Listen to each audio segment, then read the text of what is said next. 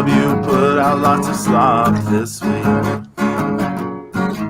Fools tripping over themselves to overrate this mess. I don't know yet what James and Zeus think about it.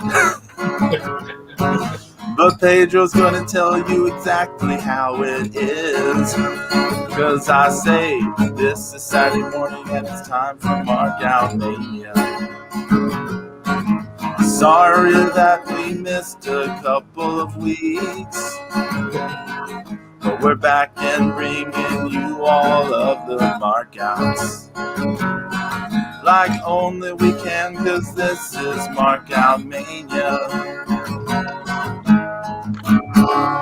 And I say authority always wins. Good job, Pedro. Good job. Oh, thank you. Hola, amigos, and welcome to the Markout Mania. Woo. Yes, sir. Well, it's been a while, right? 2 weeks, something like that? Yeah, it's been like 2 or 3 weeks. We missed 2 weeks. We missed 2 weeks straight. We missed 2 weeks. Wow, yeah. 3 weeks. And it's a good week to come back, isn't it? Oh, man. Oh, man. Hey. Real quick, double Y, double H. Hola, ¿cómo está? How are you? Hola, YH. Welcome to the show. Hey, but so since it's been so long, let me just welcome everyone to the show, and hey, we have James the Extreme Sorno. How are you, Mr. Sorno? I am good, Mr. Boyd. Thank you very much, and I'm ready to get my baby on. And what's that? It's the God of Thunder, Zeus King Dark. How are you? Good. What's up? What's up? Happy to be here. Happy early birthday, Pedro. Yes, happy early birthday, brother. Tomorrow's the big day. Yeah. I turn older tomorrow. Thank I'm going to get you an AEW belt for your birthday. How about that? Shit. Hey, You can Pedro, get me. so Yeah, you can give me that IWGP belt. Yeah. No, that's okay. I mean, 18 karat gold. I mean, that's Shit. you know. Actually, I wouldn't want it because what could I even do with the thing? Like, I would be afraid to wear it. yeah, I would be afraid to own it. I mean, the thing is like if you think about it, like, you know, these guys that buy like WWE belts, you know, you can get those things signed by anybody that's ever been in WWE, pretty much. Yeah. You know, Yeah. and you know, and then the guys that have like the 10 pounds of gold replicas, you know, there's still some guys you can get, you know, to autograph that, and like actually, you know, the Wrestler Weekly guys, they've got one, and it's autographed by Flair, Harley Race, I think Terry Funk. They've got a Baba autograph, but it's not on the belt.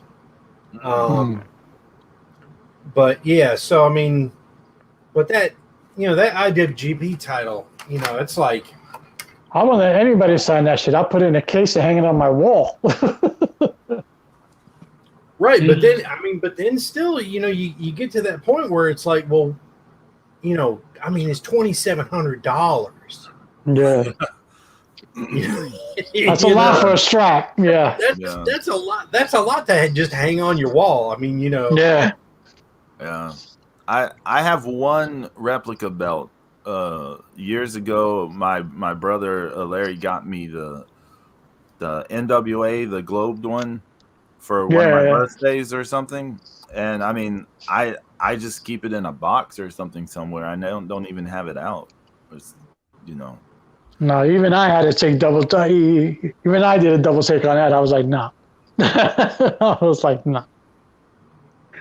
That's not the belt I would get anyway, because if I'm going to get an IWGP belt, I want the one that Okada wore. Mm. Yeah, see, I love that one. That's a beautiful belt. Yeah, I mean, I that's the one that that Inoki and Mm-hmm. Hogan and Muda and Choshu and Hashimoto and I mean What are you gonna do, James, when Okada wins the Transformer belt one day? That's going to be a hard pill to swallow, but I don't know. I guess I'm going to have to love it like I love him. Yeah, that's it, I guess. I can't Wow. stand that belt, man. I don't I think he really can't. likes it. I don't think anybody likes it, Zeus. Well, I think there are actually people online saying, I can't wait to order my replica version of the new championship. Bullshit. That is a horrible looking belt. Well, I mean, it's very kiddie. It's very Transformer. But I think that if Okada wins it, I think he brings back an old one. That would be amazing.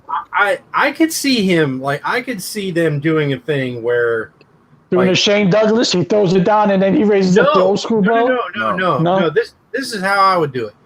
Is Okada goes to the New Japan offices, goes up to the big trophy case that where it's sitting at right now or something like that, and takes the new Transformer belt and just smashes the glass and then drops it on the ground and takes his old one back out. Shit. That would be kind of hot. That would be kind of hot because everybody has his name on it too. That'd be hot.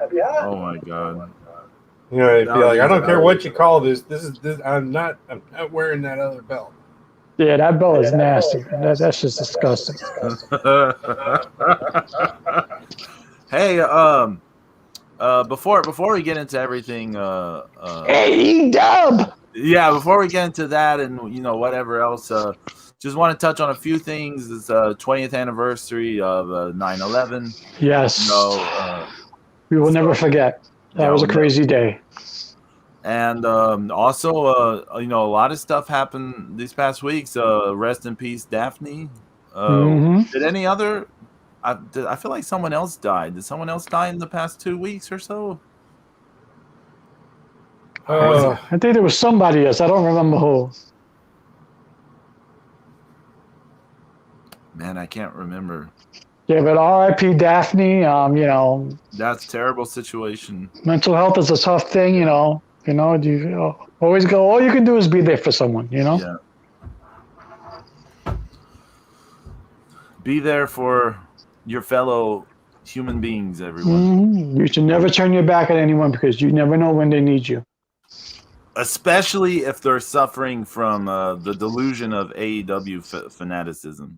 Here we go. Oh my goodness. AEW, baby!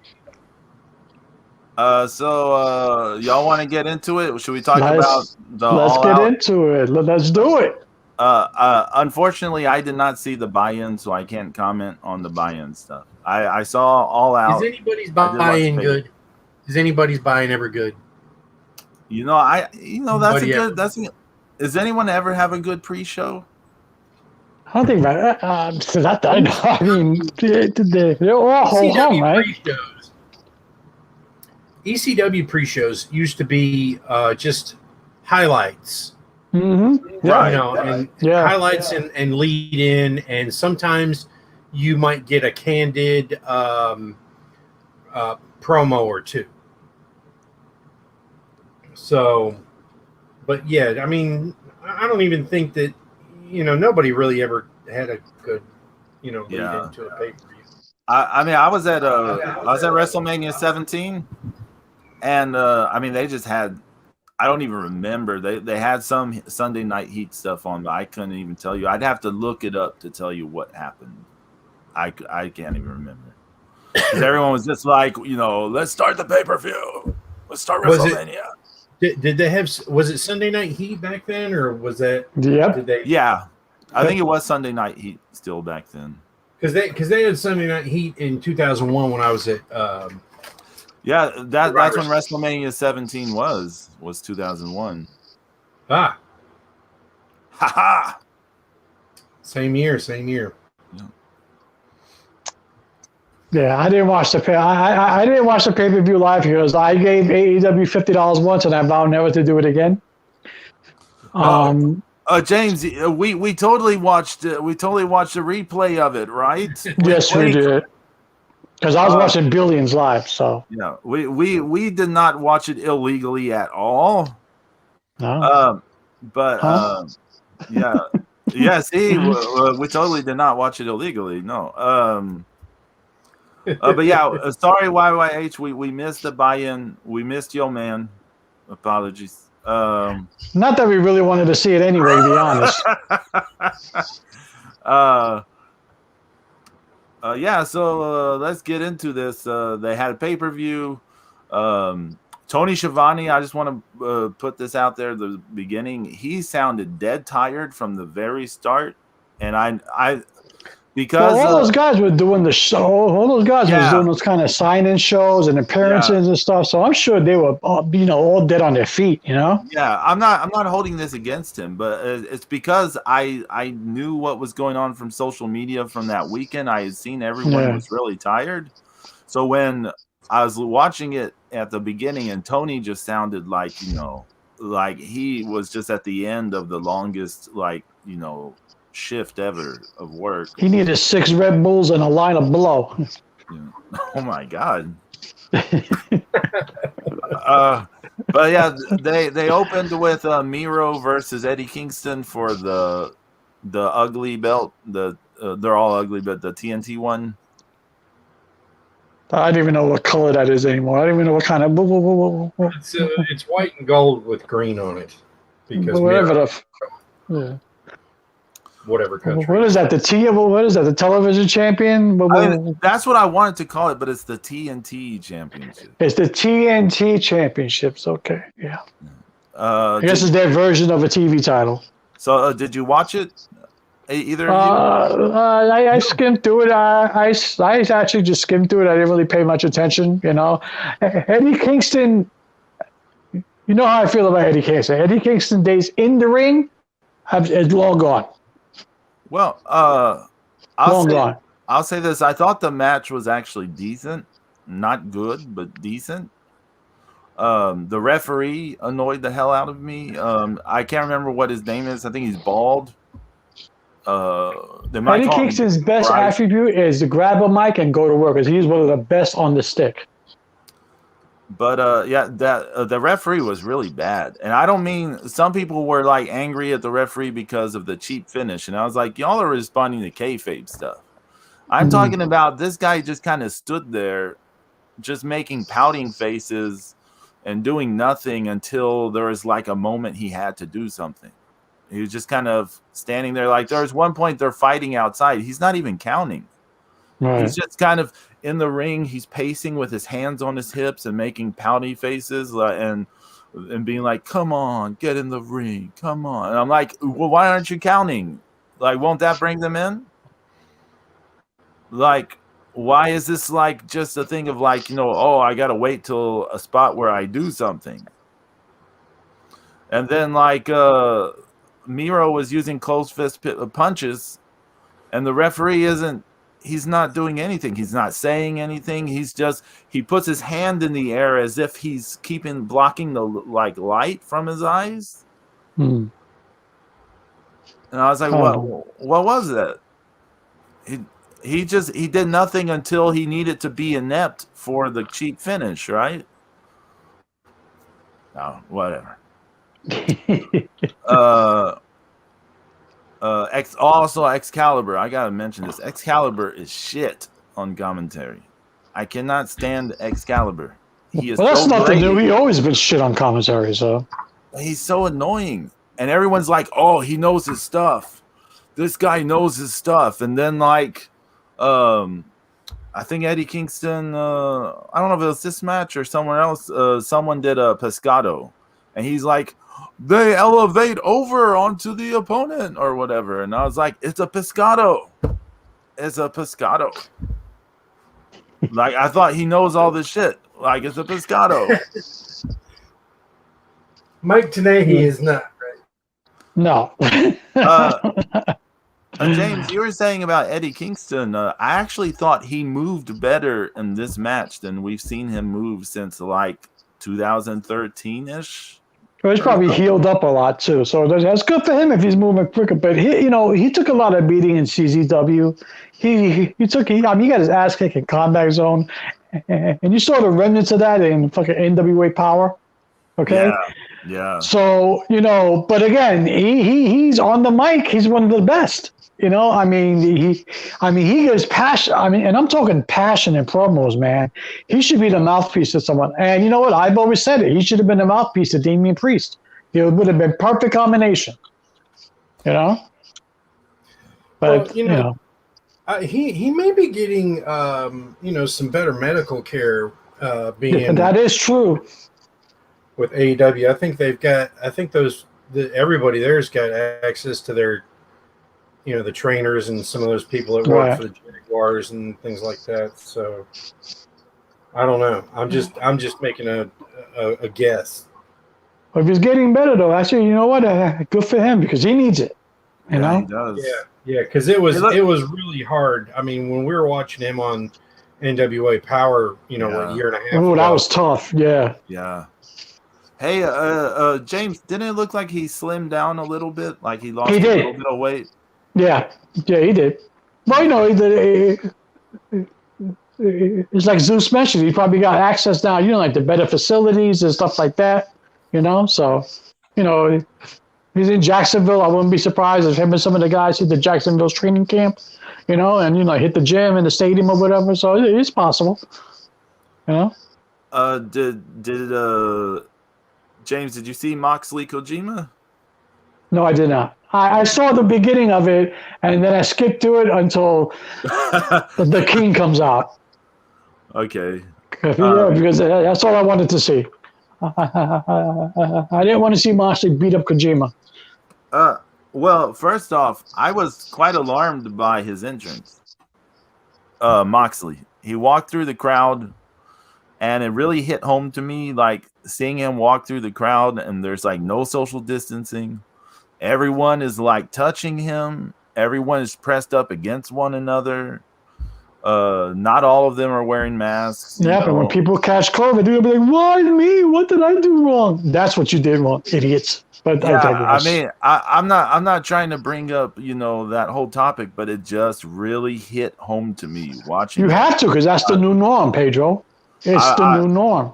It really, I was like, this justifies my stance of not going to any live events. None of us haven't gone to any shows, all because of that reason, right? So it's the new norm. Yeah, it's not safe.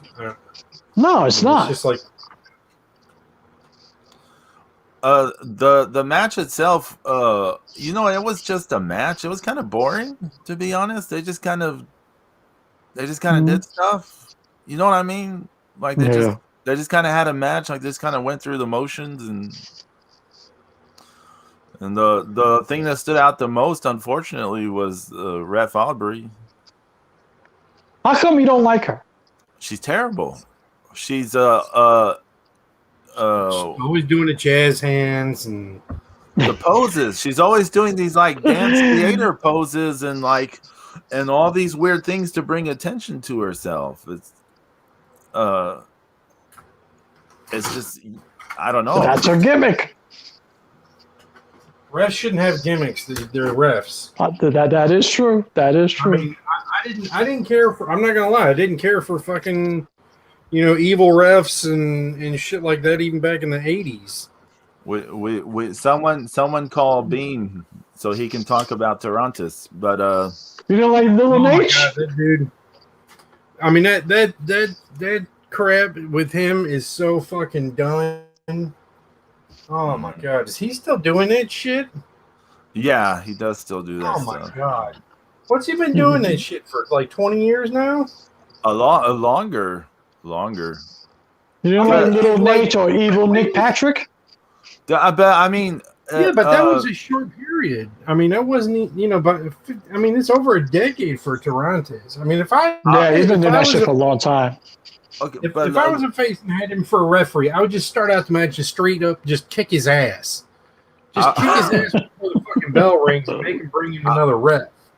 I'll say this: the heel ref is an old trope in like lucha and everywhere else, right? It's just an old trope, but because they've had heel refs before Torontis, but Torontis is probably the most glaring example of hijacking matches and making it about himself. And the thing with the ref Aubrey is she doesn't do heel antics, but she does all these look at me antics. Look at me, look at me. Look at me, look at me.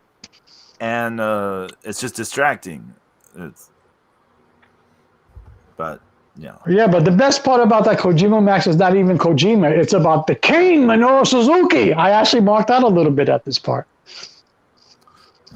Tell us about it. Well, I like the way he came out of the ring, and the fans knew who he was, so that's actually kind of cool. Yeah, because, I'm not an AEW fan, and I never will be, but, the AEW fans, if it didn't happen in the AEW ring, it didn't happen, Well, I mean, a lot of them were, you got to remember, though, that a lot of AEW fans, are elite fans, and then so the ones that didn't just jump on the bandwagon in 2018, that were fans of Cody and the Bucks and those guys before then, Ring of Honor, they knew that Kenny and all those guys worked in New Japan, so But the crowd loved the King, man, and he was over with the crowd, so I was liking that. I was rooting for Suzuki all the way. I wanted him to beat the shit out of Moxley, and when he, they were doing their shtick, Unfortunately, we're never going to get the match that was in New Japan because that's the best version of that match. The Moxley Suzuki match happened already in New Japan, but they got to love. We didn't get Suzuki with a win though. No, but. You got the next best thing. You got Suzuki giving fucking John Moxley the Gotch pile driver, which was awesome. I mean, right smack in the middle of the ring, bang. Loved it. I do have a criticism of the whole Suzuki thing at the pay-per-view though, and that's what? It's about Excalibur. Fuck Excalibur.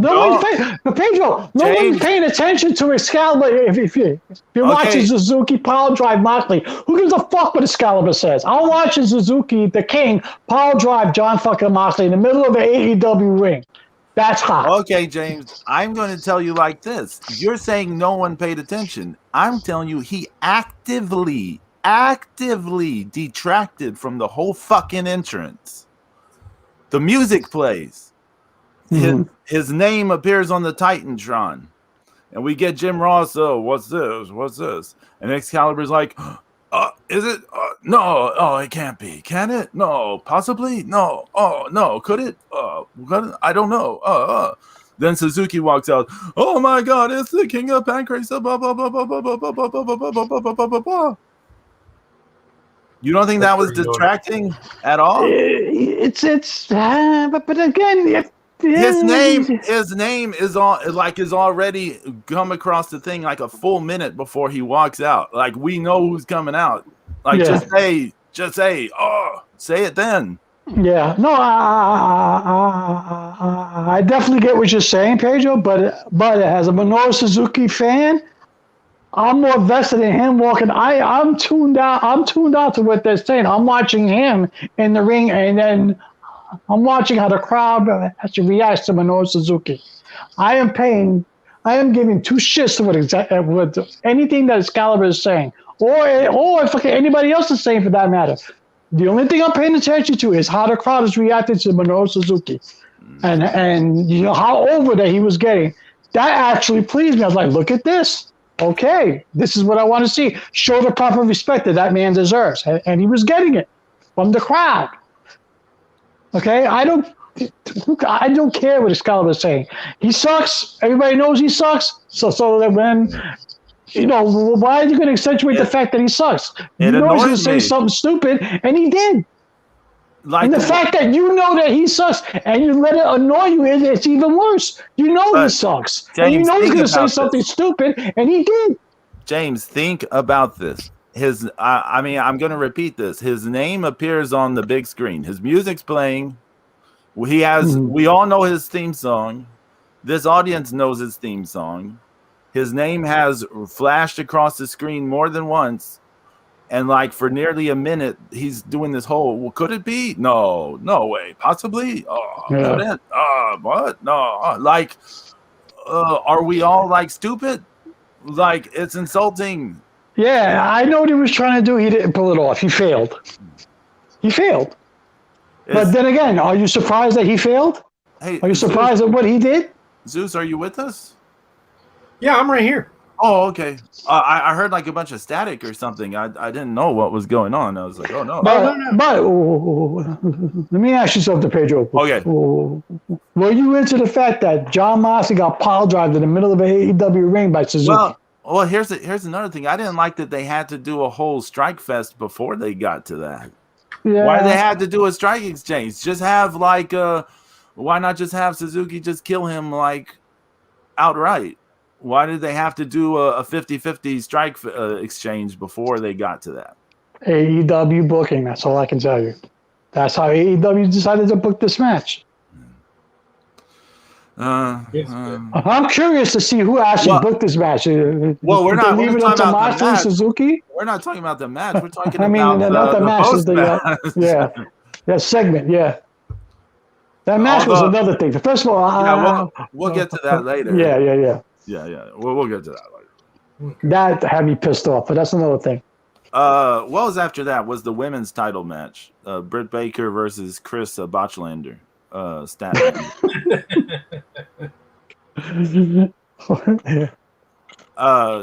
Did you see any of this? No, I kind of skipped it, but go ahead. You made the right choice. Let's talk about it. I'll be right back. Go ahead. That was pretty bad. It was just very slow and botchy and sloppy. They apparently couldn't do anything that wasn't like awkward looking. Like there's a moment like Britt Baker's in the corner and Statlander's like running across the ring at her, and she's running really slow, you know. And so Britt Baker like very slowly steps to the side. So like Statlander is running really slow. Okay, I'm back. Sorry about that. I had to get some liquid crack. Oh my god. So Britt Baker she's in the corner. Statlander's charging very slowly. Britt steps aside very slowly. Statlander has plenty of times to stop her very slow momentum. Excuse me. You know, they're going with a spot. So then they do some deal where Britt catches her and they just kind of fumble awkwardly and slowly and softly into the corner and just kind of crumble as if something happened. And Excalibur was like, he literally kind of went like, the flatliner in the corner. It was really awkward. And then Zeus, we talked about this in the chat a bit. Last year there was a pay-per-view and Nyla Rose and Chris Statlander, they had a match. Right.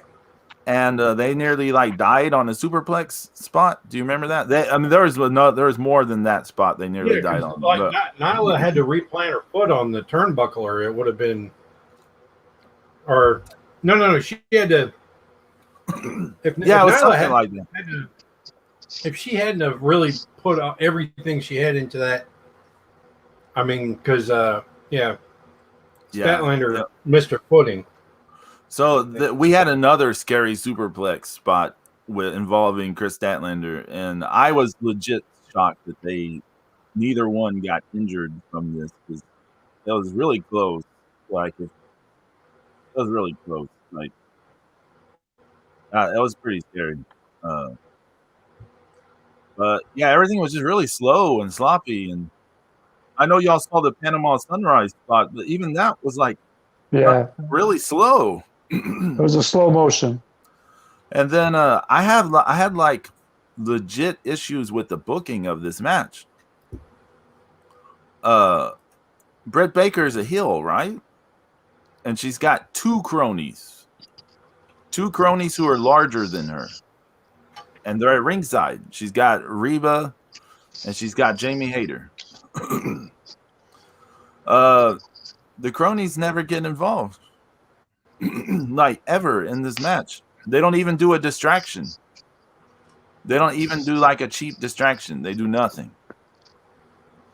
And so Britt Baker wins this match completely clean as a whistle as a heel when she has two cronies with her. And she wins by submission at that. Like, she doesn't even like, it's not even like a cheap pin or something. She wins by submission. And I didn't understand what was the point of her having the entourage with her and everything if you're not going to use them, like, at least for like cheap advantage or something. Yeah, they didn't even get any cheap heat, nothing. I didn't get it. And they're just standing there for decoration. And like, I don't like Chris Statlander at all. She has no value as an in-ring competitor. I'm not talking about personally. I'm talking about as an in-ring performer. She has like no value. So I don't like, it's not like a deal where I'm invested in Chris Statlander.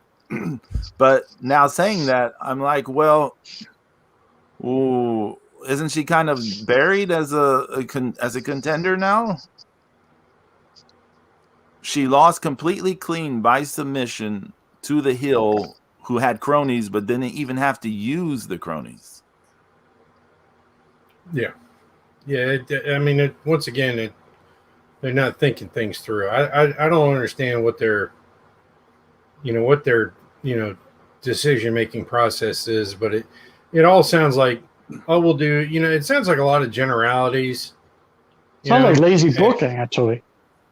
Yeah, I mean, I know it doesn't matter. Like, I say this in the past, the stuff with AEW, you're like, well, it doesn't matter because the audience just like, if they just do anything, they're going to pop or whatever. But I think AEW is booking their shows for what their audience actually wants to see. They're not interested. They don't care if there's botches. They don't care if it doesn't make sense. They don't care about anything. They're looking for the next holy shit moment. That's all they want to see. It's all crash TV. It's all about give me everything now. That show is not booked towards the likes of us. James. It's booked to the person who has ADHD. When they're like, I want to see the next great thing. Now. Oh my God, look at CM Punk. Okay, who's next? Oh, well, you know what? We're going to get to that later because that's a good point. But there was a moment in this match. Orange Cassidy was at ringside with Chris Statlander. And Orange Cassidy, part of his gimmick is he very rarely ever says anything. He's only like infrequently ever said anything, and if he does, it's just like the bare minimum of things. Yeah, he's doing a Silent Bob gimmick. So there's one point he starts screaming encouragements to Chris Statlander, and it's supposed to be a big moment because he never talks, right? So it's supposed to be a big moment. He's breaking his silent stuff to yell encouragement. And of course, the other thing is he's always so cool or whatever, right? He's always like nothing phases him. And then here he's screaming encouragement. So this is like within their own continuity and logic. This is supposed to be a development, right? Commentators don't focus on it at all. They don't even mention it. They don't even bring a spotlight into this little bit of thing that they just worked within this continuity of the 2.5 years or whatever of this company. Yeah, he's been. That has to do also with bad production. I don't think the production value is just not there. I mean, that's not the production. That's just like nobody, Nobody production too, because nobody knows how to take advantage of a situation. Who skipped a meeting where that shouldn't have been important? I mean, even in the AEW scheme of things, that should have been important. Well, I mean, think about how inconsistently I've watched AEW since Double or Nothing 2020. I've only seen little bits. So I saw the one full year of AEW from Double or Nothing 2019 to Double or Nothing 2020. Then we get just inconsistent little things, and even I know that this is a thing, right? Even I pick up this thread like, oh, this is happening because he rarely talks, and this is supposed to be a big development to show his bond with this lady, and I'm like, no, no one paying attention to it. Like, okay, but anyways, whatever. That's nitpicking, I guess. But no, it's part of production. It's because the announcers should have said, "Oh my God, Orange Cassidy's actually know that they should have accentuated the fact that here's a man who doesn't say anything. Now he's finally breaking. All this emotion is being, thrown at Britt Baker. All this emotion is coming out. It should have been accentuated. It should have been, but nobody say anything. Again, it's just everything doesn't line up for that company the right way. I'll give you a perfect excuse on it. I mean, excuse. I give you a perfect example on that. We'll touch on it later. But when Adam Cole comes out and he does Adam Cole Bay, it didn't look like a big deal as it did in NXT because the whole camera pulls back and they show the crowd and it goes nuts. There was none of that. It was just a bad angle of the crowd shot. Where like maybe 3 or 4 people are doing the baby in the air. So they don't know how to make a big moment a big moment. Oh, we're gonna get into production when it comes to Dynamite, especially because I was kind of, I'll just say this ahead, but I was kind of flabbergasted that Dynamite looked so badly this week. Like the visual presentation of it and the way they edited and cut to cameras and which cameras they chose to cut to it just made the show look super bad. Like in comparison to how the show usually looks, and we've complained about their production in the past, this episode looked even worse than usual. I was kind of surprised, but we'll get into that later. Andrade had a promo, and I legit felt bad for Andrade in this promo because they had him talk in English, and this guy cannot talk in English. I mean, you can tell it's like a huge uphill struggle for this guy. Yeah. It would have been so much better to just have him cut the promo in Spanish and then have like Chavo or someone just translate, or just have Chavo cut the promo. But they don't only just have him cut this promo in English. They're having him interact in this very broken English with Chavo and with the interviewer, like with multiple people. And I was like, I feel like this guy's being sabotaged. Like in this, it was a thing that came across to me. Like, I feel like this guy is being set up to look bad in this segment. I don't know. They just don't know what to do. Again, they're so interested of grabbing as many people as they can to always make a splash and have a holy shit moment. They're more concerned with that than saying, how about if we legitimately grab a guy and do something with him? Like, oh, Andrade's okay, cool, he's available. How about if we grab Andrade and build on the storyline doing this? But AEW does, oh, Andrade's available. How about we throw him in the middle of the ring? Holy shit, moment, boom, we win the ratings. That's all they care about. Everything else is secondary to them. I'll touch back on that promo later when we go over Dynamite, because there's you'll find out why. But next up was the best steel cage. The best tag team match in the history of all tag team matches. The best steel cage, the best tag team, the best this and this. On the best pay-per-view ever in the history of pay-per-views. On the biggest pay-per-view ever, WrestleMania 3 and all this stuff never existed. Shown on the biggest pay-per-view channel in the history of television devices everywhere.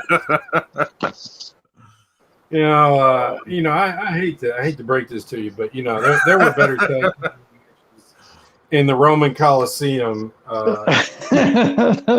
You know, back in when tag man. team tag creation days, you know, in 600, 67 BC, than that crap. I mean, it was. See, Y'all remember? here's my argument. Here's my argument. This is what the AEW fan wants to see. Okay, they don't. You know,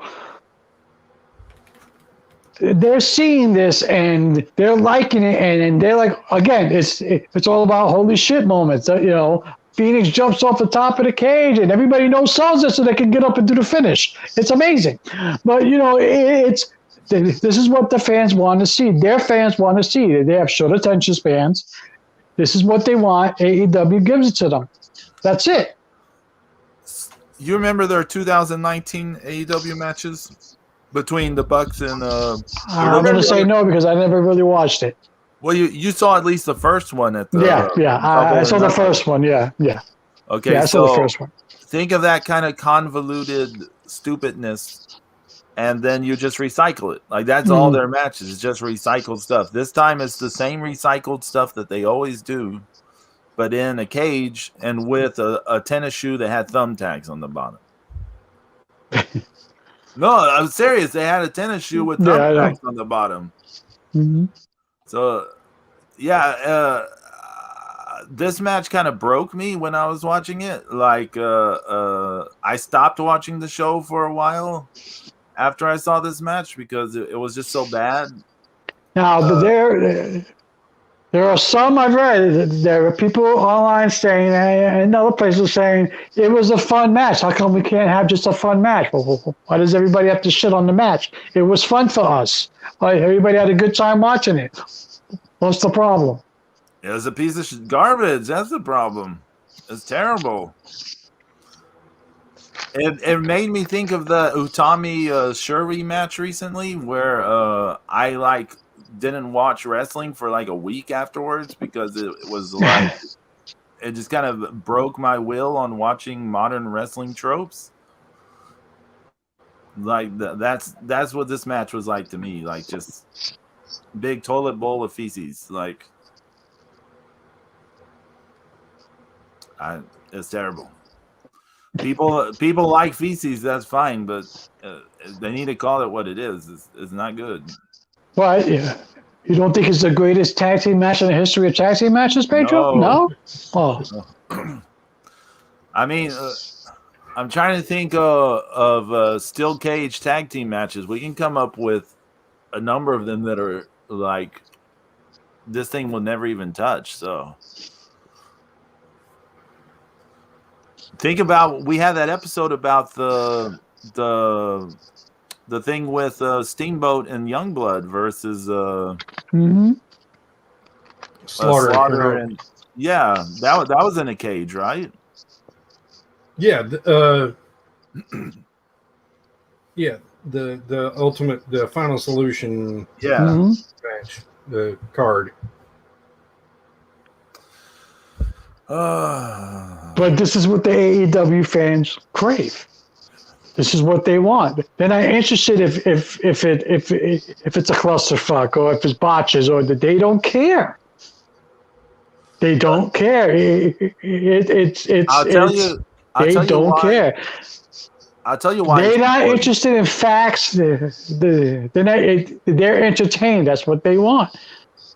To me, the AEW stuff bringing the sort of modern wrestling mediocrity as the level everyone aspires to has like overreaching effects through the whole wrestling industry. Like over time, this will corrupt everything. I agree. Like this is why it's important to me because it's like the future of me being able to enjoy any wrestling is somewhat on the line. Like, because eventually this will creep into everything you may have liked here or there. Well, it started creeping into NXT UK now. Oh yeah, like that spot Zeus showed us where they did that weird like flippy thing. Mhm. Oh, Well, I mean, anyways. don't worry. NXT UK will cease to exist. Yeah, As I you know know. Yeah.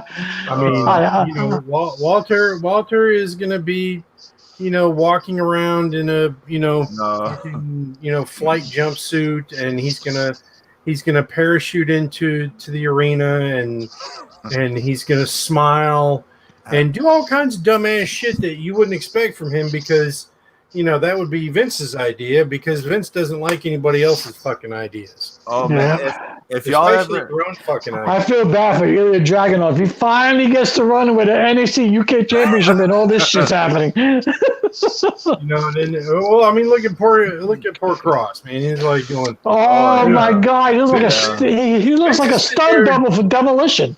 but yeah. Vince is going, I really miss Demolition. Let's do that with this guy. But, It's horrible, Dick. It's horrible. You can see it on Cross's face too. He's like, oh. if y'all ever you want can see his to, face. if y'all ever want like a mind fuck, go look up really early Vulture matches where he's wearing like these super bright green and red and multicolored like trunks and tights, and he's like smiling like stuff. You'll be like, this cannot be the same person. I hope it doesn't go back to that. he probably wants all evidence of that already. I feel so bad for Dragunov. He finally got to run with the strap, and this is the shit they're going to do to him. Oh. Yeah. Hey, you should feel bad for anyone who watched the women's battle royal after this. That was a bit of a cluster. Oh my God, that's an understatement, James. That was a bit of a cluster. I gotta admit, that was a bit. Although I did pop for Ruby Soho, because you know what, good for her, because she was being horribly underused in WWE. So Ruby Soho, she got a great pop. She has the as she should. She has the Rancid song. She had a great pop. And so that moment, okay, before we go any further, that moment of the pop and the theme song hitting and all that, that was great. Then she got in the ring. And she proceeds to air stomps, air strikes, air kicks. She proceeds to whiff everything. I was like, oh boy. Great stuff. I'm not going to hold that against her. She doesn't know any of this. She's never wrestled any of these people. That they don't know her timing, the back and forth. Again, I give a pass on that. I do. My goodness. I do. No, that I don't really see that, but What? I don't see that as being a good. I mean, I don't know. Maybe that's the modern idea, but I mean, the whole magic of wrestling is making it, Yeah. look good. Yeah, absolutely. I agree. Even if you got to smack somebody around a little bit, I mean, why did Cactus Jack and Terry Funk become such great friends? It wasn't because they were really nice to each other in those fucking matches. No, because they beat the shit out of each other for real. Right. But I mean, they kind of walked into each other, never really knowing each other. Yeah. That goes to the end of the battle royal. It was him. What? It was Ruby. It was a Solo and Thunder Rosa, and I wanted to see some legit blows thrown in. I didn't get any of that. No, they did a lot of nothing when it came down. I thought it's about to get good. So let me back up here. So here's a problem with. I was disappointed in that whole ending. I was like, oh. James, here's a problem with Ruby's air shots, all the whiffing. Okay, it's following. It's like following a bunch of botches and air shots that preceded it in the battle royal. It's been nothing but that. That's why I said the battle royal was a cluster. So that's why I got to give a pass because everybody fucked up. Everybody looked like shit. Yeah, but she's being presented as like bigger than everyone. True. True. She doesn't have one of these crappy Mikey Ruckus theme songs, okay? She doesn't have one of these AEW original theme songs that suck. She has a very popular song by the ska punk band Rancid. Yeah, I know. This is a well-known song. People hit it, they're gonna pop just for the song. You're gonna be like, and they did too. They were like, "Oh shit, yeah." Okay, so if you're presented with an actual song, you're like, "Oh, well, this is a big deal," and you're like, "Oh, it's Ruby. She's from the WWE. Blah blah blah. It's a big deal." And then she does like everyone else, air shots, this and this. What happened to Hikaru Shida? She nearly killed Emi Sakura. She nearly killed her on a spinning backdrop. She nearly dropped her right on her head. And the funny thing with that was like Emi got like pissed and she got up immediately and like did the thing properly to Hikaru Shida. That's what I'm saying. This match was a total clusterfuck. And then everybody, it was a mess. Everybody's either missing shit or actually too stiff.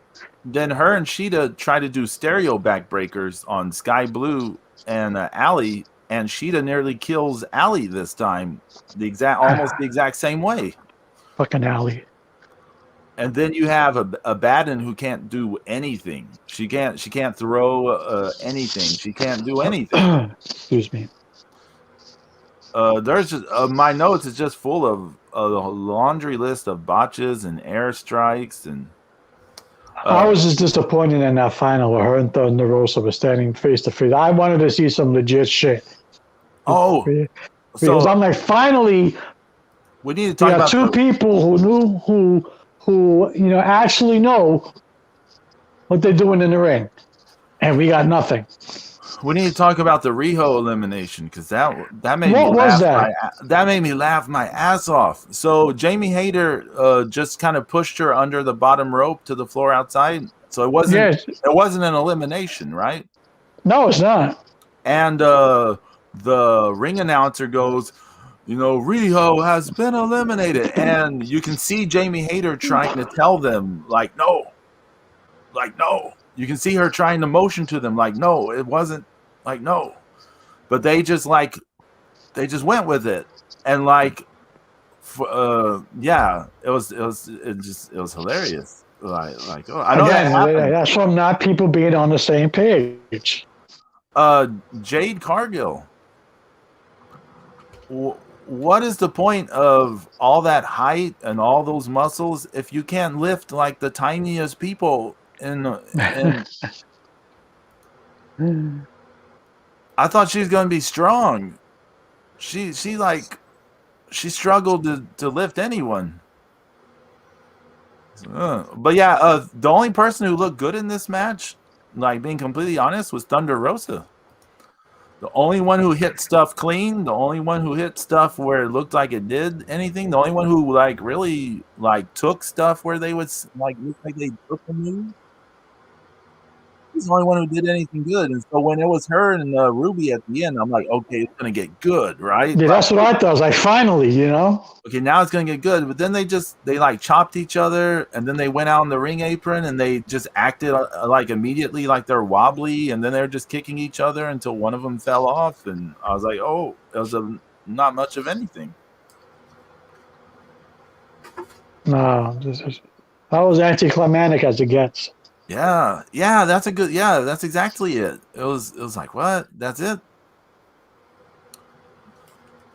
That's exactly how I felt. That's exactly how I felt after I looked at Mrs. Zero. I was like, what? That's it?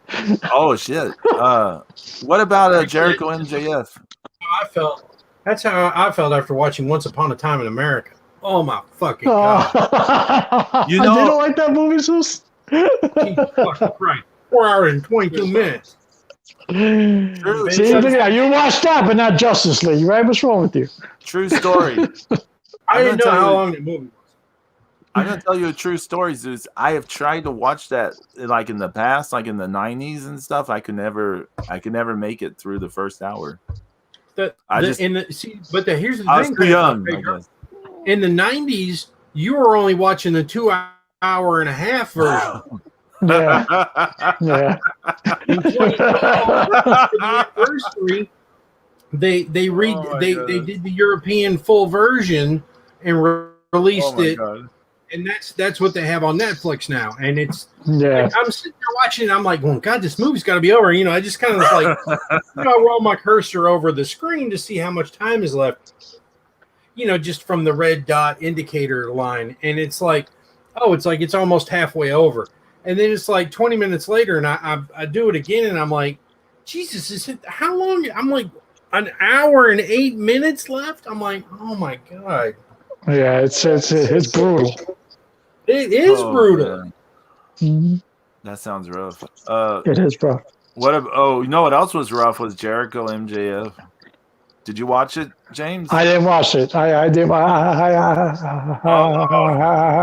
wants to watch MJF? I did see the MJF entrance.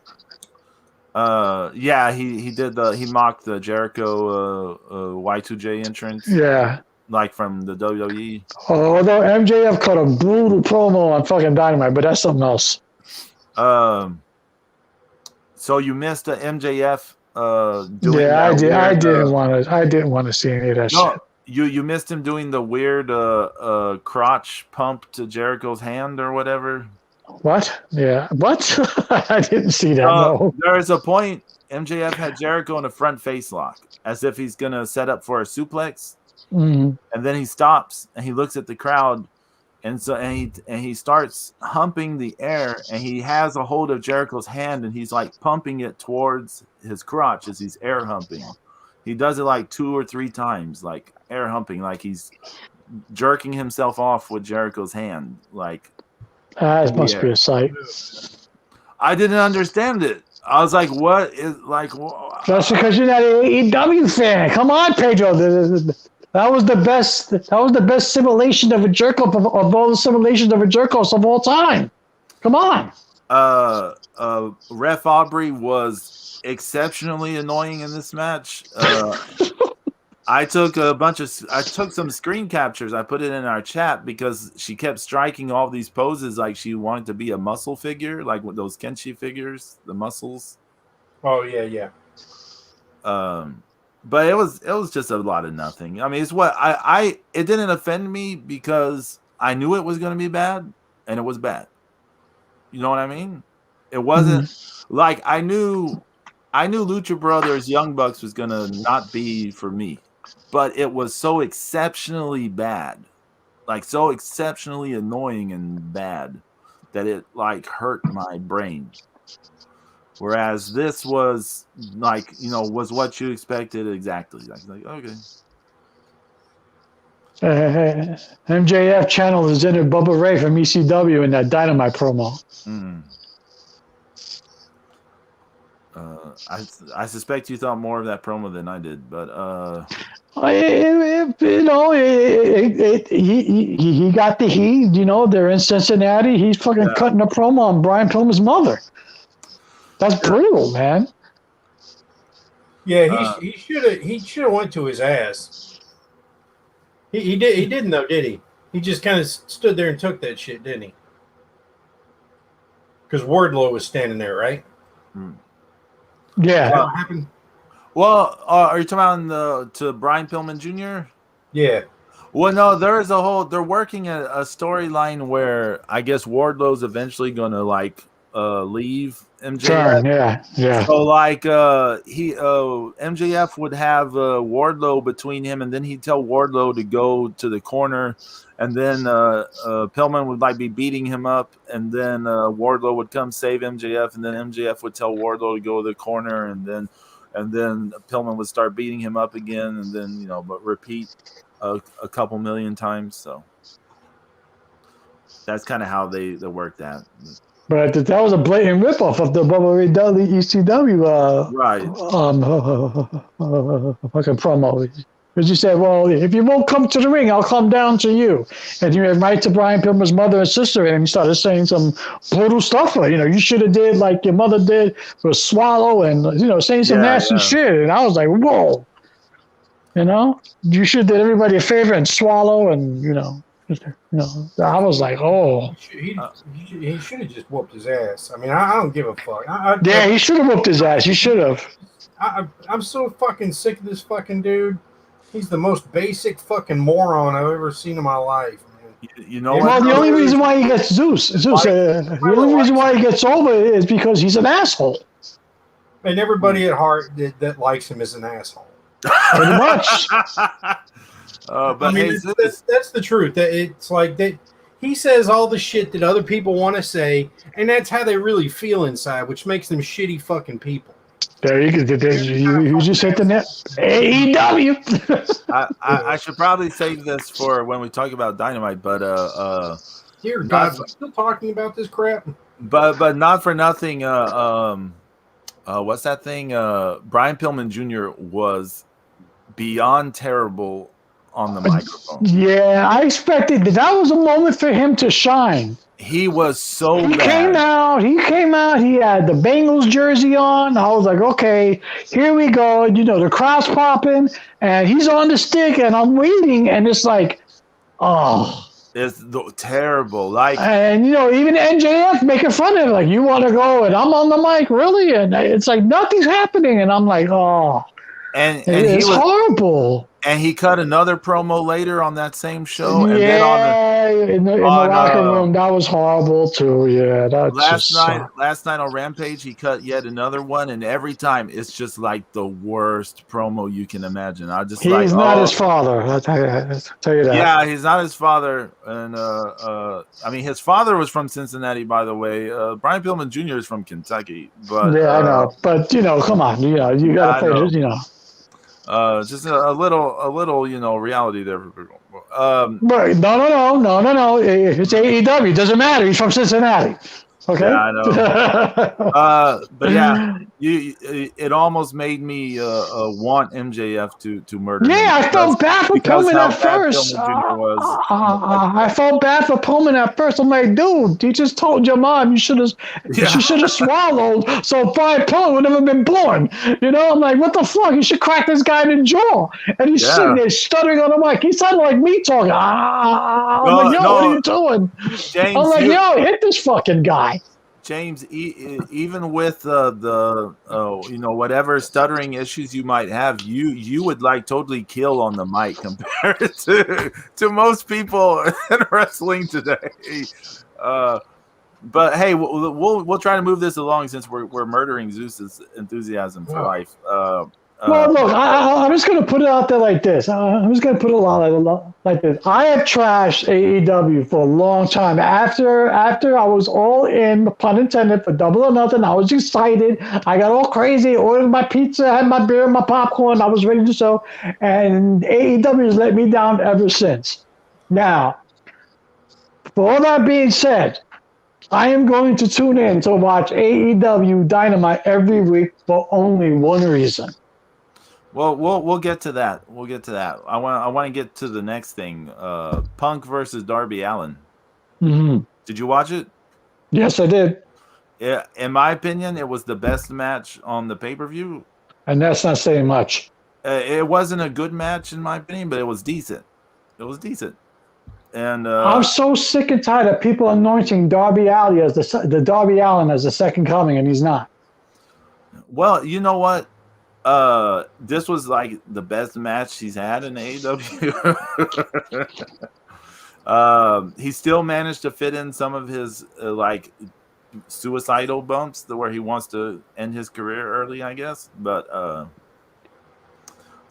props to Punk. He slowed everything down. He did. He did. No, he controlled the match as he should for a guy who hasn't wrestled in 10 years. And he made them do like wrestling. They actually did like some wrestling in the match. I was like, well, they were working, you know, submission holds and working the arm and this and that. And when Darby did do his dives, at least, you know, because things have been slowed down, when he did that, it kind of popped the match because it was like this moment of explosiveness. So it kind of worked dynamic wise. Mm-hmm. I don't know about the doing the go to sleep twice in the match. Like he hit it I once, give Ali, I sent give him out. Darby Allin credit for actually listening to Punk and following instructions because he followed instructions almost perfectly. He didn't try to speed up the match. He didn't try to do anything else. He let Punk dictate the story. So I give Allen credit on that. This was the only thing that gave me like a little bit glimmer of hope about the promotion was I was like, well, if Punk and Bryan Danielson can like teach these people how to actually wrestle, maybe it'd be okay. Like, but Yeah, but then they crushed it on Dynamite. All hope gets crushed on Dynamite when yeah, Punk's next fucking feud is with Team Taz. But that's another yeah. story. Yeah.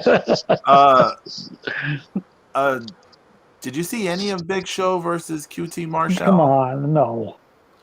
I only want to bring it up because I was really alarmed. I was really like legitimately alarmed at how badly Big Show is moving. What was the last time Show wrestled an actual match, Pedro? Like, what was it? He What, did like 4 something. years? No, he did something earlier this year or last year with Randy Orton, actually, on the WWE. Oh, you want to call that a match? Okay.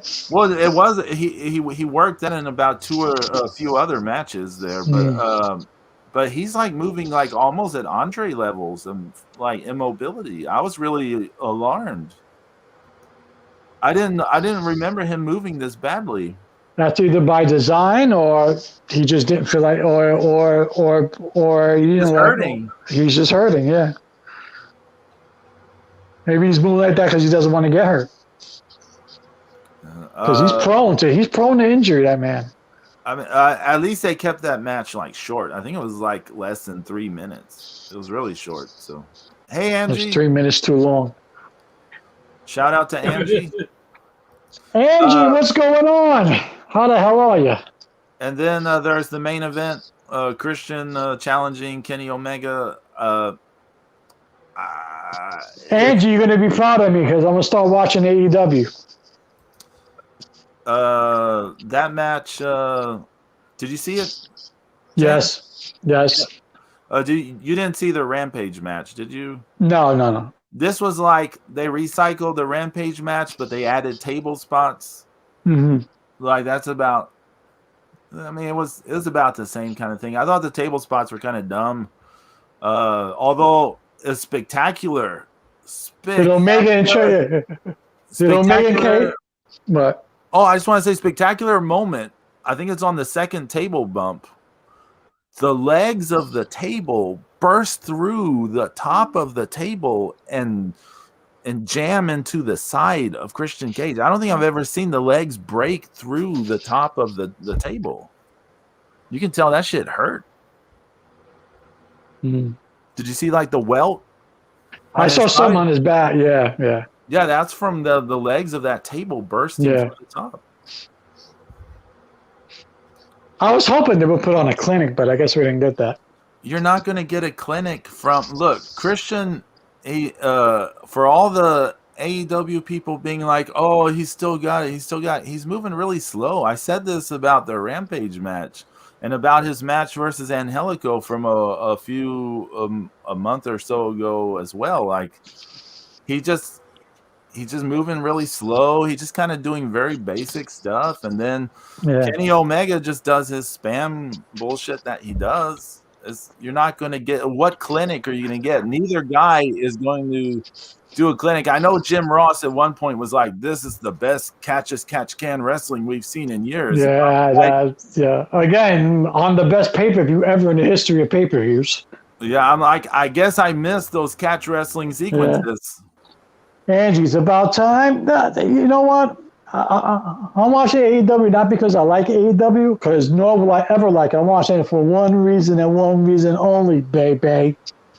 I mean, this match was kind of like the Kojima Moxley match to me, in that it wasn't like, it wasn't like that Lucha Brothers Bucks match where I hated myself for watching it and I hated it for existing. The Bucks are so fucking rated. I'm tired of them. It was kind of just a lot of nothing, right? It was just a lot of nothing. It was a match. You got to the thing. It was over. And then we get to now, James, go for it. Get to the post match? Well, you have Kenny Omega talking all this shit in the ring, I was kind of hoping Okada would come out, but that's just me. Because when you say nobody will ever, I wanted Okada to come out and shut him up, but that's not going to happen. I know. It's me fantasy booking. But out comes my man, 50 grand. Adam Cole, baby. The only reason I'll be watching AEW. He came out. Now, It came out. yeah, because that's what it is. He just came out. I was like, okay, I want that to be the sound clip. He came out. He came out. I was like, he did some fucking generic music and some cheesy graphic with AC on it. I'm like, well, what is this, Atlantic City? No. Like, well, what's going on here? And it's like Adam Cole. Didn't you feel the theme song was trying to mimic the NXT one a bit? It didn't even come close. No. And I was like, okay. Now, just to show you the production, the whole difference in the production value. When Adam Cole comes out and he does his shtick and the boom and he points to himself and does that, the camera's on him and they pan out and you see the whole crowd go, bay, bay. It's expected. It's a spectacle. Again, this is AEW has taken a big moment and not capitalizing on making it a bigger moment. When Adam Cole does Adam Cole Baby for the first time in AEW, they do a generic shot of the crowd. Some corner of the arena is dark, is not well lit, and you barely see people going Baby. That production right there. So that kind of ruined that for me. I'm like, yo, what the fuck? He's Adam Cole, do it right. Okay? Same thing with Orange Cassidy. They don't know how to capitalize on a big moment production-wise. You have to make the television audience at home feel the big moments. So when Adam Cole gets in the ring, your job in fucking production is to make all of us watching feel how big the moment is. And I didn't get that. Well, I was a little upset because it's not like when he walks out on NXT and the camera pans and the entire arena goes, Adam Cole, baby. You feel that moment. You know what? We know it did more to undermine that moment than anything, James, was immediately making him a third banana in the Elite and then having Daniel Bryan. You knew that was coming. You knew that was coming. You knew he was going to join the Elite. That was a no-brainer. Okay? That was a no-brainer. What I wanted with him after he kicked the shit out of Jungle Boy, which looked horrible, by the way. Oh, yeah. But all credit to Jungle Boy. He sold it good. But what I wanted to see was him grab the mic and say, yeah, I'm back with the Elite. I've been Elite for 15 years or whatever, but I'm not second fiddle to no one. I wanted him to super kick Kenny Omega right in the face and say, I'm Adam Cole. I didn't come here to be second fiddle to nobody, baby. That's what I wanted. But again, I digress. AEW booking. He immediately was made like second or third banana in the pecking order, and then Brian Danielson shows up and immediately looks like the biggest star in the company. Yeah, that was easy. Until Dynamite, all that gets anything that came off good, the Punk Darby thing, all of this gets totally undone by the time you get to Dynamite. Angie says, I'm not a CM Punk or Daniel fan. In fact, I changed the channel when CM starts talking because dude talks a lot. Oh, yeah. He does talk a lot. Angie, I want Adam Cole to beat the shit out of Kenny Omega. If not Adam Cole, I want fucking Kazuchika Okada to do it. For fucking with the old school IWGP belt. Okada in AEW. No, I don't either, but you know. I don't want anyone that I enjoy to be there at all. No, because I'm going to watch AEW as much as I don't like it, only because I want to see Adam Cole. And I'm hoping they do not fuck him up. So I mean, all in all, this was a very underwhelming show. I What are know. you talking about, Pedro? No, This was the greatest pay-per-view of all time in the Look. history of pay-per-views. I don't give a fuck what hyperbole people want to put on this thing. There was not an actually single good match on this whole fucking show. There was two decent matches. Well, And then come a on, bunch of CM nothing. Punk showed up. That's the best of all time, wearing long tights. He's never worn long tights before. Oh my God, what a revelation! Oh, we didn't talk about that. He looks really weird in long tights. I don't think it works for him, honestly. It looks weird. He definitely skipped leg day. Yeah. Oh, I didn't think about that. But then you go from that to Dynamite. Oh my God. That MGF promo, Brian Pillman Jr.'s chance to shine was he just. Oh, I'm sorry, and you know what? I like Pillman Jr., but he should have fucking broke kayfabe and knocked the shit out of MJF. That would have been a moment. Hey, what about that Dustin Rhodes Malachi Black match? That was really bad. That was really weird. They tried. You say they tried, but it was all awkward and sloppy. They tried. What is the trying? They tried to do bad? They tried to do good, and I don't expect 5-star matches from Dustin Rhodes at this stage of his career. So he tried. Well, okay, let's see. In my notes, I have opening exchange was a mix of the softest, least convincing punches and whiffs, missed shots with Black selling for whiffs. Led to outside for a suplex through a table.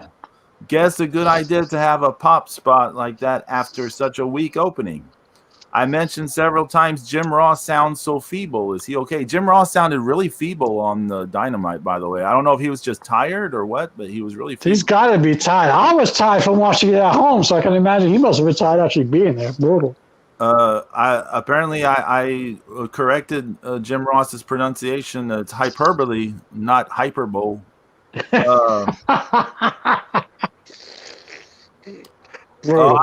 I said the takedown trip into the heel hook by Black was the first good sequence in the match. Then it says, "Oh God, botches."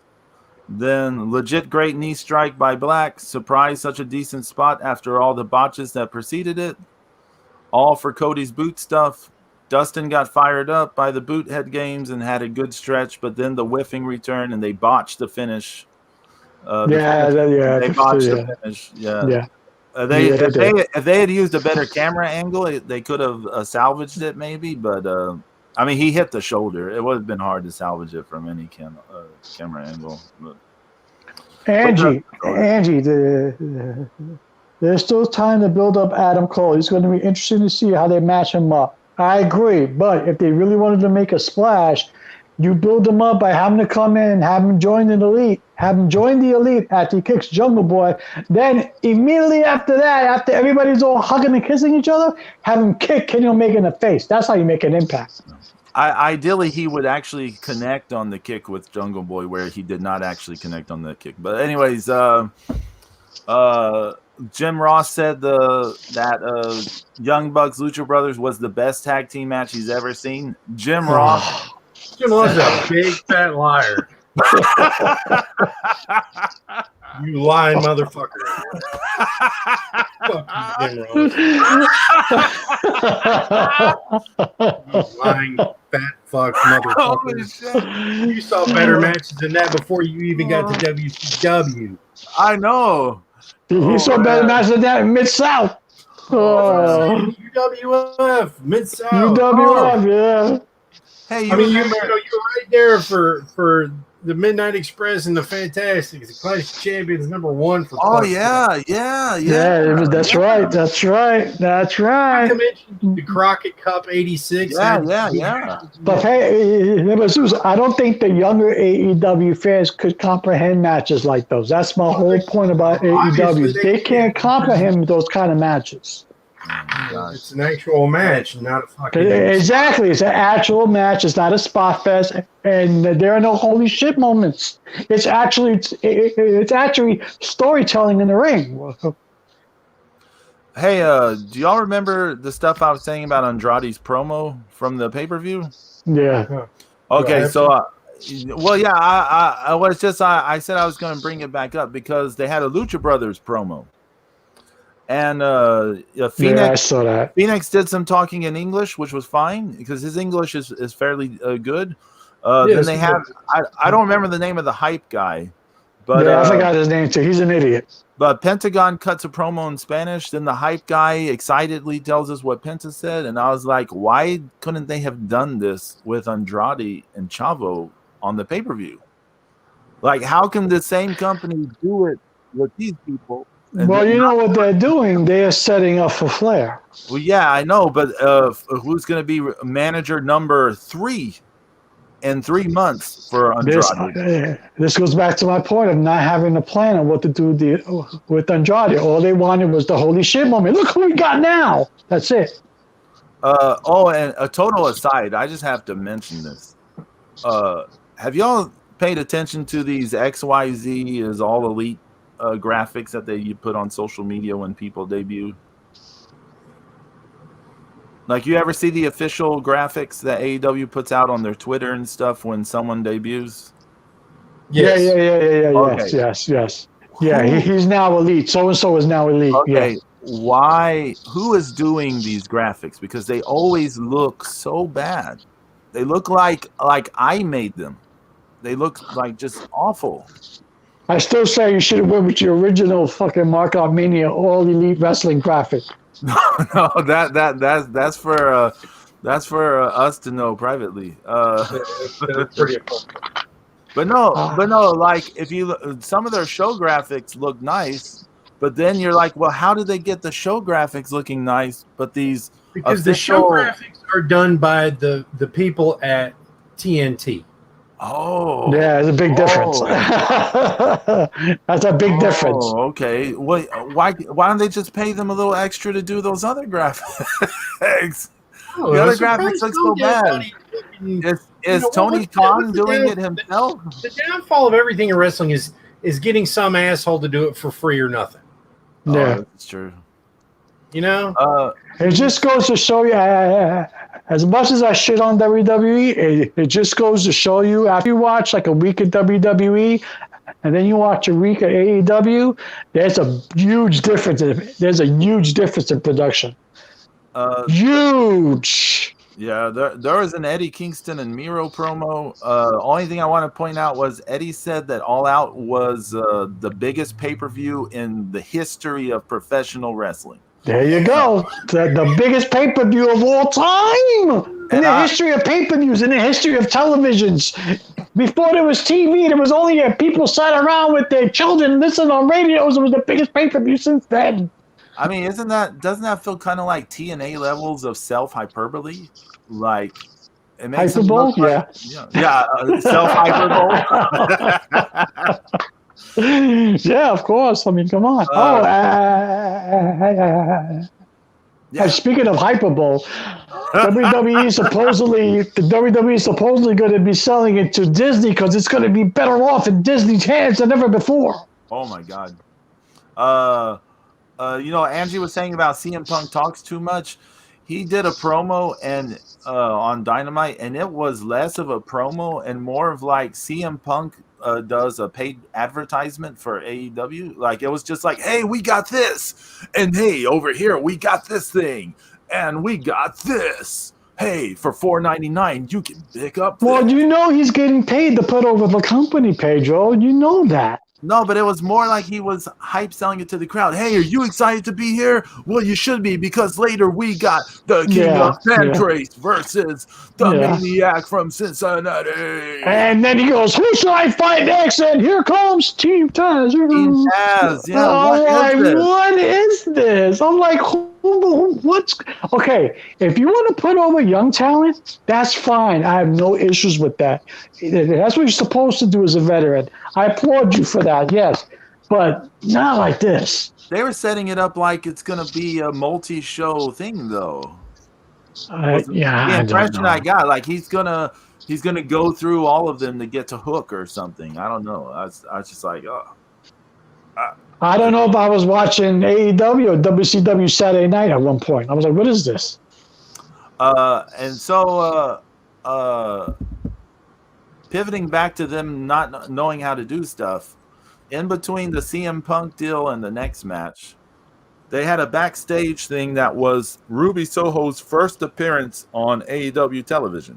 Like, she made her debut on the pay-per-view. This is her first appearance on television. So how would you handle her first appearance on television if it was you? How would you have handled it? Before I say what they did, how would you have handled it? I would have, I would have put her in the ring. I would have gave her a stick. I would have let her vent some of her frustrations about a former employee. I would have get the crowd amped up. Then I would have brought out. Then I would have brought out a Britt Baker, and I would have had them two go at it. And then I would have had Ruby beat the shit out of Baker, say, "I'm next. I want the belt." Blah blah blah. I would have blew it up like that. So yeah, I think having her go out to the crowd so you get that Ruby Soho pop with the theme song, yes, and all that stuff, like, and have her talk in the ring. That's what I would have done as well. That to me, it makes the most sense. But this is what they did. They had her backstage. They had her say like 3 words. She doesn't even finish a complete sentence before she's interrupted by Britt Baker. They do this really cringy back and forth. Yeah, I've known you for a long time. Me too. I was like, what? And like, oh, why don't you go back? Why don't you run away back to catering where you've been the last 4 years? Yeah. A shot at the WE stuff. Ha ha ha. Look, I've been watching a lot of classic wrestling lately. And what you should have done, what they should have done, is they should have had Britt Baker in a match, okay? Britt Baker, she's beating up, she wins the match. She's beating up some girl, whoever it is. And then Ruby Soho's music starts. And so the girls are looking at the stage, waiting for her to come out. She comes through the crowd from the other side and flattens from behind and runs them off and then cuts a promo. That's how they do it. Something we're all agreeing on one thing: the music, the pop, and in-ring is how it should have happened. Yeah, and the promo, right? Some variation, yeah. Music, pop, in-ring, promo. Like, why make this the first thing? This cringy thing? Because it's lazy booking. Oh, yeah. Don't you get it, Pedro? I've been saying it the whole show. They got their holy shit moment at the pay-per-view. That was it. Well, yeah, I have more to say on that later. But Hobbs, Dante Martin, I'm not going to say much. It wasn't very good. Well, hold on. Yeah. You ever got to the Ruby Riott match? The Ruby Soho match. Yeah. I just want to say something. Dante Martin is terrible. Like, he can't do anything smoothly at all. Anything he does this weird stutter step thing. Do you know what I mean by stutter step? He does this weird stutter step before he does anything. I'm hoping Azteca Underground will save us. Dan Lambert cuts a promo. I mean, his promo wasn't bad, but his shtick was better in MLW. Matt Hardy wants to shave Orange Cassidy's hair. Blah blah blah. Should we bring up Tully Blanchard? Oh yeah, we'll get to that. MJF, we already talked about that terrible thing. You should have swallowed. You've never been born. Oh my God. John Moxley hyped up the match with Suzuki, but he was just quoting Guns N' Roses lyrics. It was really short and dumb. Okay, Ruby Soho versus Jamie Hayter. I thought the match was fairly decent until the botch. Hayter, I don't know who fucked up. I don't know what they were going for. Yeah, I don't know what they were going for, so I'm not sure. I think Hayter probably thought that Ruby was going for one move and then another move thought she was going to happen. I don't know, but all I'm saying is this: they're both looking at somebody didn't break their neck. Yeah, and the worst thing about that is they were doing fairly decent, and then they had that botch, and they just came off the groove completely. It totally messed them up. Yeah. Yeah, it seemed like that one bit of miscommunication, and like they no longer could sync up. And what was that thing at the end? Like all of them in the ring like that, like all huddling together. I don't know. That was weird. Like they were all sitting on Chris Statlander's knees. I don't know what that was. Yeah, that whole deal was weird. Yeah, that whole deal was weird. That was not great. But yeah, I did kind of feel bad for them because they actually were having a decent match until that botch, and then it just all fell apart. Sean Spears and FTR versus the Dark Odor. That was just a rush job. It wasn't much of anything. It was just for that Civil War storyline with Dark Odor. And then the promo. Yeah, then the highlight. Yeah, the dark odor. Magic the Gathering. Then everyone. Magic the Gathering. Yeah, we should call it the Gathering. Yeah. The Casino Battle Royal, the little hype video they had for it was better than actually watching the Battle Royal. So if you didn't watch the Casino Battle Royal, just watch that little video highlight on the thing, and you'll be like, oh, that was fantastic. So just watch that. And now, yeah, the Tully Blanchard promo. He cut a hell of a promo. Like he always does. Yeah. Well, he's Tully Blanchard. Yeah. He's awesome. But I don't want to see Tully versus Sting. No. I don't want to see Sting. Shouldn't be. All right, Sting should be doing exactly what he's doing now. Not wrestling, and he's mentoring Darby Allin, who I still think he's like an overrated Nike rip wreck, okay? And then, he should stick to what he's doing. I don't want to see Sting wrestling. I don't want to see Tully Blanchard wrestling. I'm sorry, I don't. I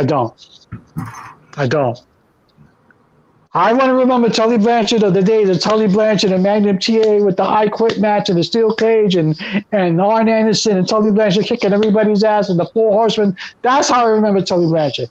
I don't want to see him 60 years old in the ring. I don't want to see that. Do you remember when he got in the ring earlier this year and for that one like 6-man match, and he did a move and it looked okay, but then like he had so much trouble getting up. I don't think he could do a slingshot suplex on any of these guys. I think he did do one on that thing, but I'm saying he couldn't. Like he struggled so much to get up off the canvas. Like I remember I don't want to see it. We all three talked about it. Yeah. We felt bad for him. Yeah, I remember what you're talking about now. I don't want to see him in the ring anymore. No. He shouldn't be. This is my whole thing. He shouldn't be in the ring. Sting shouldn't be in the ring. And as much as I love him, Flair shouldn't be in the ring. Oh, but what about a segment that makes everyone in it like look bad coming out of it? The Elite promo from Dynamite. I didn't see it. I don't know what you're I'm just going to say this. You take the mic away from Kenny Omega. I think he needs to take a mic. I seriously think you should keep the mic away from him. Yeah. Look, I say this all the fucking time, but you got all these fucking people that have free access. Like you get paid to go to work, and you got Arn Anderson and Tully Blanchard there. Yeah. Okay. And you don't talk to these guys about promos. Obviously these guys are, in there and they're asking them, oh, how was my match? How was my match? It's like, dude, how was your fucking promo? I don't understand. If I had Arn Anderson and Tully Blanchard there, they would hate me. I'll be constantly up their ass how to teach me how to do a right promo. Teach me. I'm all ears. I'll be a sponge. I don't understand that. Don't they also have Jake the Snake Roberts? Yeah, that's true, but he's also, he's kind of, I don't know how approachable he is in real life. Oh, that's true. He's got, he's still battling demons. I don't care what anybody says. Yeah, that's true. That's true. So he might not be the easiest person to walk up to, but I mean, even Sting. I mean, I understand these guys are intimidating, but I mean, you're doing, they're doing signings with some of these guys, like going, I mean, what the hell is Arn Anderson going to tell, Sammy Guevara about, doing his kind of wrestling? You're not going to really tell him much, right? That's true. And somebody asked on Twitter yesterday what do you consider old school wrestling? And I responded how I feel is it's all based in some sort of Greco-Roman or freestyle wrestling that you garnered in middle school, high school, and or college, and that's the basis of it all, is that everybody knows how to wrestle, and that's why you became a pro wrestler, is because you wrestled some, and or at least you have this urge to have a fight or something. But when it's everything that we have now, it's too overly cooperative, it's too choreographed, and there's no fucking low spots, and by the time that you get to the main event of these things, that a lot of people are emotionally spent because everybody else has had a 15-minute spot fest for the first 7 matches or more. Yeah. Everybody just wants to get their shit in. The era of getting my shit in. Yeah, that's exactly what it is. The era of getting my shit in. I need to get my shit in, no matter what. I will no sell.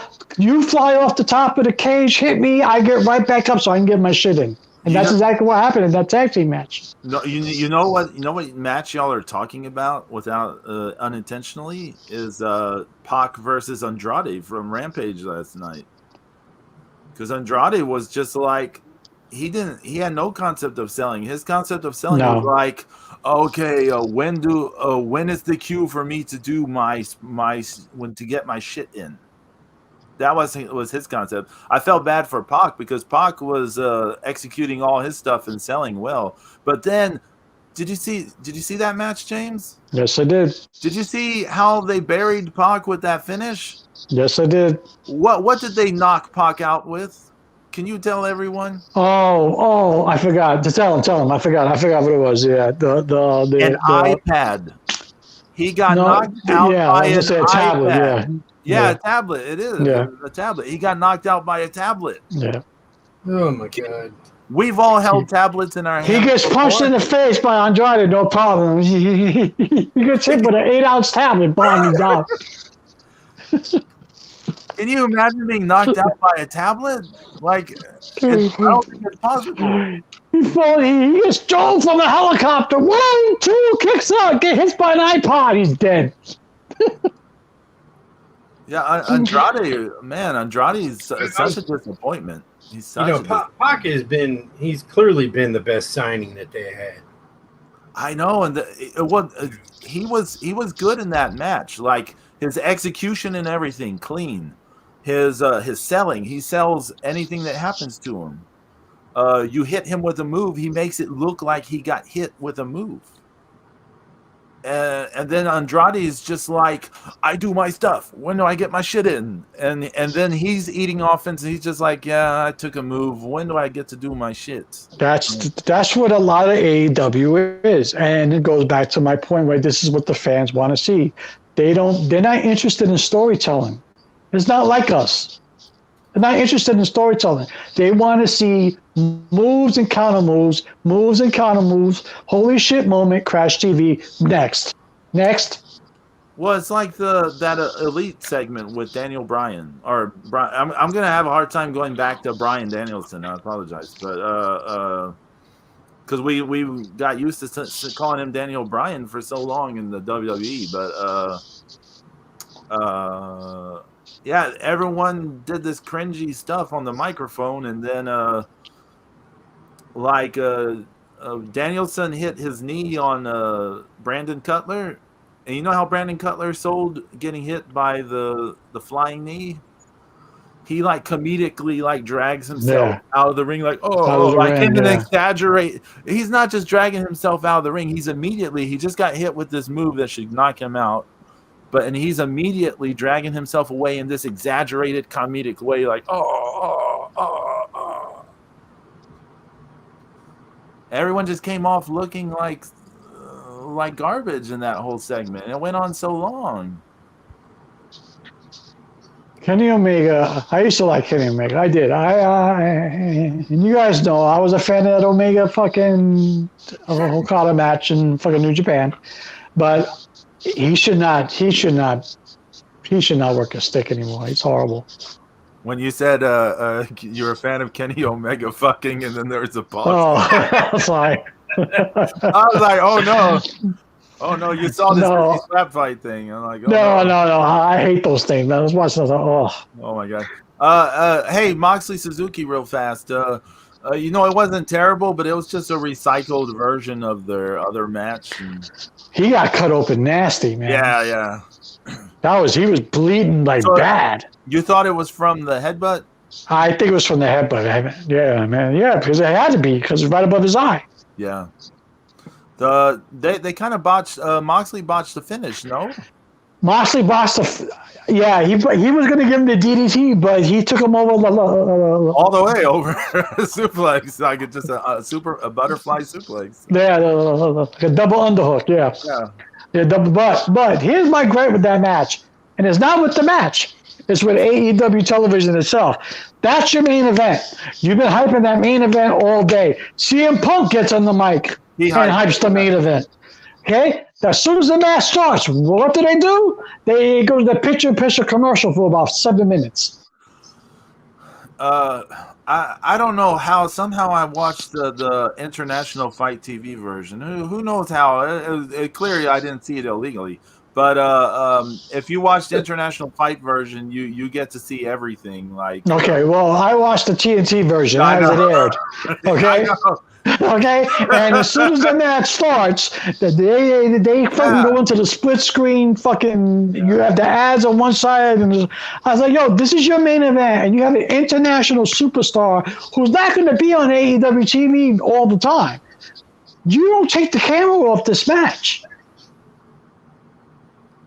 You don't." Yeah. And I'm like, that was my. So I was pissed off at that. So then it's a recycled version of the IWGP matchup, and it's not the same. I mean, I understand the majority of the U.S. audience has not seen it, right? So it's new for them. I get. But if you're gonna do it, don't do a 5-minute version of it, Pedro. If you're gonna do it right. Yeah. If they haven't seen it, then do it right. Do it right. Have them tell the story in the ring. Do it the right way. Don't give it a stripped down 5-minute TV version. And then once again, you've got the king of micromanaging shit down to the second. DDP works there. Why the hell isn't he helping people get this shit, timed out right? I agree, because there was segments that were way too long and obviously cut into the main event time, because it was a very stripped down version of the New Japan match, very stripped down. And I mean the production was really bad on this episode of Dynamite. Sorry, like I've seen other Dynamites, of course, and. I've seen way more than I wish I have at this point, but other ones look better than this one did. I was really shocked how badly it looked production-wise, and the way some of their decisions on what camera they cut to and stuff were like so bad. Like they cut to like the worst possible camera things at times, and I was just like, why? Who is doing this? The Ruby Soho Jamie Hayter match really suffered from this. They made everything look like shit in terms of the angles. For all the shit that we talked about, how the WWE is overproduced, It's that's why it's the complete opposite in AEW because it shows up in AEW. At least in WWE, all the camera actions where it's supposed to be. Even though you'll see a little bit of a fuck up, but it's where it's supposed to be because everything is timed out. It's overproduced. Well, hey, here's the thing. Suzuki looked awesome with all that blood on his face, but we didn't. And then he licked the blood, yeah. Yeah, but we didn't get a single good shot of it. Like not a again good shot. Mm-hmm. Yeah. Like you remember when Nia Jax accidentally decked Becky Lynch and Becky had all that blood on her face? Yeah. We got cool ass shots of Becky with the blood close on her up. Face. Yeah. Mm-hmm. We got like almost, just like super cool shots. We still remember of her with the blood and this and looking badass. There was plenty of opportunity for them to get those shots here, and it's like they didn't have angles or they didn't cut to those angles or whatever. I was like, what a missed opportunity. Like everyone should have been like, oh, do you remember Suzuki looking so badass covered in blood? Like, well, you won't. Again, it goes back to my point of giving this match 5 minutes on TV and half of it being shown during a commercial break. You got to give it the proper due. If you're going to do it, because half the audience has never seen it, in all fairness, then do it right. Give it its due. Let the two guys in the ring actually work it, and don't let them rush it, because it was rushed. It was very rushed. And another thing, James, so you're coming off this pay-per-view, and everyone's the greatest pay-per-view of all time. Yeah, the not just the greatest. I mean, it's the greatest in every way, right? The biggest, the biggest, the best. Oh my God, the grandest. It was the granddaddy of all. But you have everyone's talking about it nonstop, right? 24/7. All the fans are just constantly talking AEW, AEW, AEW, AEW. And so you follow this up with this episode of Dynamite that's like one of the worst episodes they could have put out there. Yeah. And they got a good rating for it. It was like their second biggest rating. Yeah, because everybody wanted to see what happened. I did too. And I was like, and you know what? I'm not an AEW fan, and I wanted to see what's up with Adam Cole. And they dropped the ball. Yeah, I couldn't believe that they followed that up so badly. Yeah, it was a badly produced episode. You're absolutely correct on that. It was badly produced. It just did. It was supposed to be that episode. It was supposed to be like the Raw after WrestleMania type of thing. You right? know? Yeah. You know, it's supposed to take on a life of its own, and it didn't. Sadly, it didn't.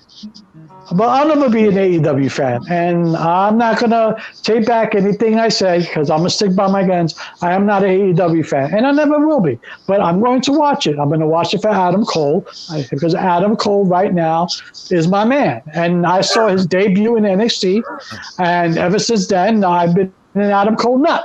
So I'm going to follow it. I want him to kick Kenny Omega in the face, and I'll be happy when he does that. I'm not going to go into detail about Rampage. It was a totally skippable thing for anyone who didn't see it. You don't miss anything if you miss Rampage. Andrade Pac was a disappointing match just because, I mean, Pac did all this stuff and Andrade just wasn't interested in selling. He was just interested in getting his shit in, and then they buried. Well, it just goes back to what Zeus said. It's the whole thing that Zeus said. It's about Greco-Roman. It's about some kind of freestyle. It's about, and it's gone way, way beyond that. You can't say shit about fucking, him being a luchador because there is a shitload of locks and wrestling moves and shit in real traditional lucha libre. Yeah, well, and we're not talking about a guy who didn't have good matches once upon a time. Like, this is a guy who had good matches once upon a time. I don't know, he's gone the Roosh route of being full of his own shit or something. I don't know what they believe their own hype. The Adam Cole Daniel Bryan promos on the show. Adam Cole's portion was all right, but Bryan Danielson, he cut a promo so softly and so quietly and so low energy. It was like he was talking gently to children more so than cutting a wrestling promo. And I was like, oh Maybe he man, understands the audience.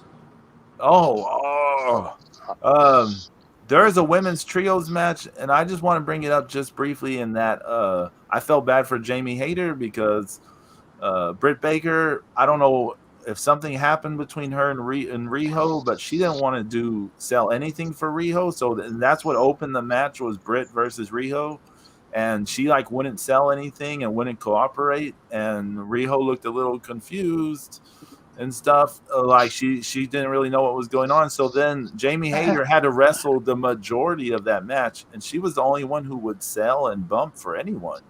Actually, speaking of Britt Baker and the Adam Cole promo, because I'm not familiar with the storylines in AEW, but Pedro, what's the whole thing with Adam Cole, Britt Baker, and Tony Schiavone?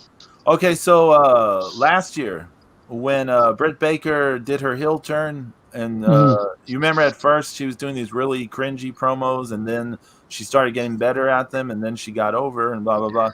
Tony Schiavone was always the mic guy for her interviews, and so at first it was kind of an antagonistic relationship, but then Tony became like her friend, and so Tony would like defend her like in commentary and all this stuff, and so yeah, her and Tony have like some rapport like on screen or whatever, like they're friends. And then that's what Adam Cole is like getting heat by telling Tony like hey, you back off from my woman, Yeah, he was like, "Oh, I'm gonna kick your ass." I was like, "Okay, but what the fuck did Tony Schiavone do?"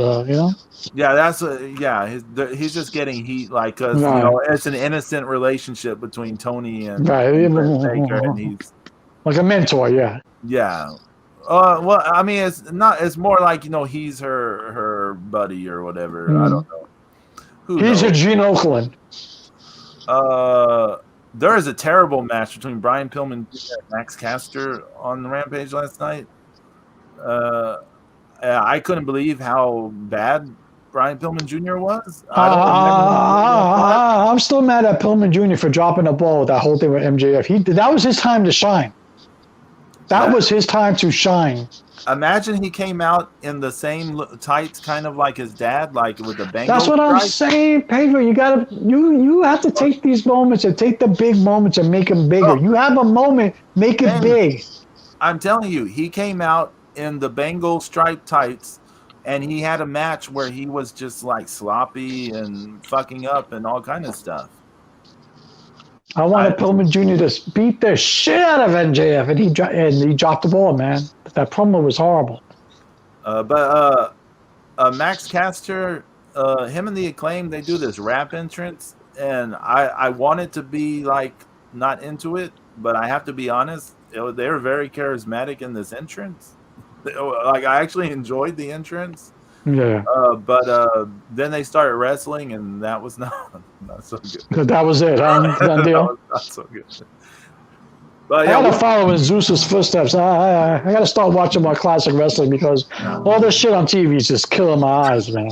7 hours. 7 hours of AEW is just. No one should be punished watching this much. but Pedro, it was the greatest pay-per-view of all time in history of pay-per-views, and you witnessed the greatest tag team match ever. Yeah, the famous like All Japan Women Rage in the Cage with the LCO versus Ito and. Who is the other one? Watanabe. Like, oh yeah, that's garbage now. After this, I'd rather watch a show in your match. Hey, we didn't talk about Grand Slam. Fuck, we don't even have time to talk about. But I like that show match from Grand Slam. Really? I didn't see it. I didn't see it, to be honest. I didn't see it. Did you like that match or the show match from the first night? Did I see that? No, I didn't watch night one yet. Oh, okay. I thought that was a good match. Like I thought it was the best match of night one, to be honest. I heard a lot of people say that. I was We kind got of to catch up on the New Japan because they're going to be all over the states in the ECW arena. Yeah. They're going to be all over the place. So you want to talk about feeling bad? Well, the New Japan Straw is going to be everywhere in the next month. For night 2 of Grand Slam, I watched the opening Stardom thing, and then I was like, I'll save the rest for the next day, like the rest of the show for the next day. But then the next day, I ended up watching the fucking AEW thing, and then I don't want to watch more wrestling for That's a while. sacrilege. How do you give up New Japan to watch AEW pay-per-view? What's wrong with you?